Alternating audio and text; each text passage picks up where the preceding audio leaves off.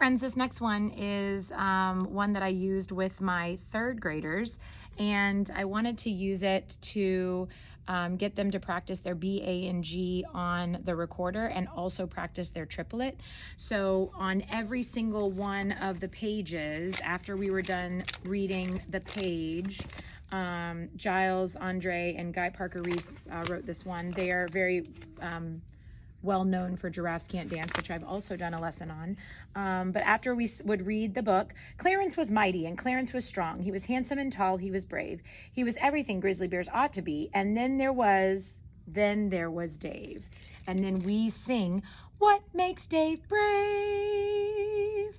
And we not only focus on the triplet, but also the dotted half note. And we sing that 2 times in a row. And what we did was the first couple of times we sang it in a row, and then we would play it we would sing it the first time and then play it the next time. What makes Dave brave? Then recorders, B-A-G-B,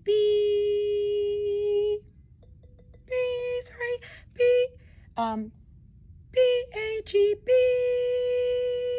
I knew I sounded like the incorrect pitch, but then we stay there in G pentatonic, and then the B section we then brought over to the Orff instruments, and half of the class was doing the A section.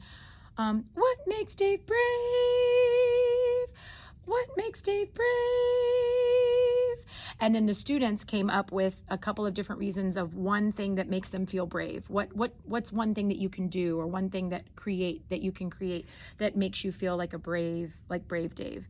So we came up with some ideas, and then the students got together and created a little melody to go along with their little sentence about what makes them brave, what makes them feel brave, in G pentatonic on the Orff instruments. So then we would switch. So one side would do the A section, and then the other side would do the B section. If you wanted to make it a shorter lesson, that's a long lesson. If you wanted to make it a shorter lesson, you could also just do the A section and then take out the B section. Or if you wanted to take up the whole entire class period and really get some creativity going with it, you could add it in with both. So happy music making.